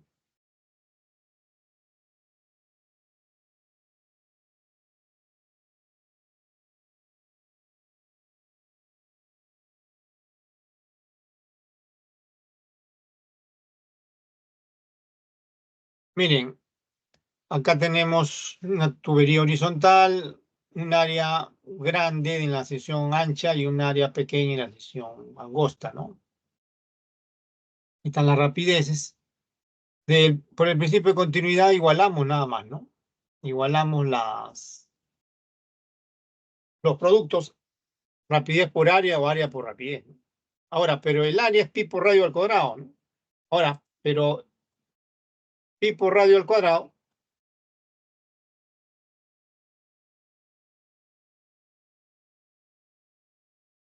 es lo mismo que escribir como el radio es la mitad del diámetro, pi por el radio, que es la mitad del diámetro, ¿no? O sea, va a salir pi por diámetro al cuadrado sobre 4.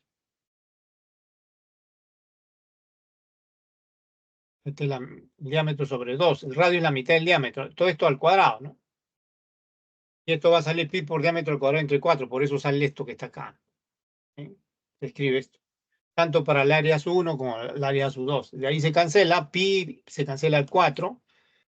Se puede escribir entonces d sub 1 sobre d sub 2 al cuadrado.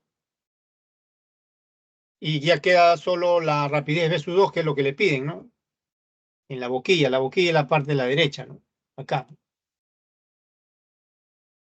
Ya, entonces de ahí va a salir reemplazamos D sub 1 es 20, los centímetros se cancelan, ¿ya?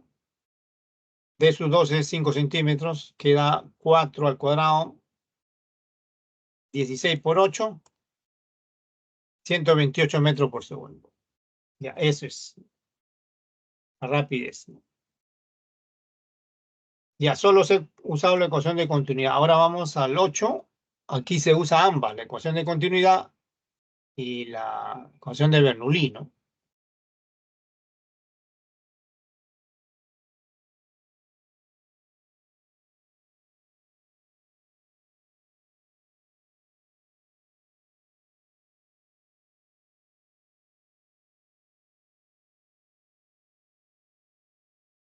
O la tubería que ven ahí, fluye gasolina con rapidez de 5 metros por segundo. Sección A. Si los diámetros de la sección están en la relación de 2 a 1 y la presión en la sección A es 450 kilopascales, calcule la presión en la sección B. De la ecuación de continuidad, igualamos área por rapidez en ambos lados, en A y en B, y ahí vamos a ver, vamos otra vez a reemplazar pues el área como diámetro, pi por diámetro al cuadrado sobre 4, se cancelan los pi, queda la razón de los diámetros al cuadrado. Como dice que están en la relación de 2 a 1, quiere decir que el diámetro de la sección ancha es el doble que el diámetro de la sección angosta, ¿no? Ponemos D sub A, el doble de D sub B, ¿no? Acá ¿ven? Se cancela D sub B, 2 al cuadrado, 4, 4 por la rapidez en la sección A, que vale 5, ¿no? 4 por 5, 20 metros por segundo.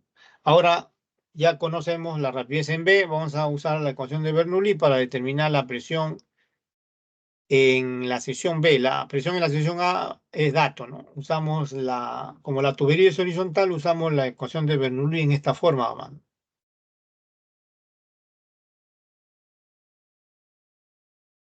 ¿Ya? Y acá vamos a reemplazar ya nada más, ¿no? Despejamos la presión en B, queda la presión en A,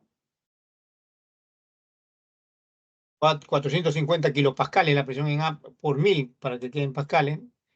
Acá se ha factorizado un medio de la densidad, ¿no? Con signo negativo, la densidad de la gasolina 800 y tomamos acá la diferencia de cuadrados de las rapideces, ¿no? La mayor menos la menor, 20 al cuadrado menos 5 al cuadrado. Y esto le va a salir exacto, ya 300 por 1000 pascales, es decir, 300 kilopascales.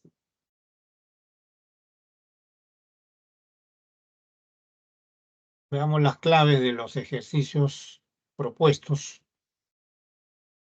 Y esa es la respuesta, ¿no? Veamos la clave de los ejercicios propuestos. Ahí está. La 1 es D, la 2 es A, la 3 es B, la 4 es D, la 5 es D, la 6 es D y la 7 es C.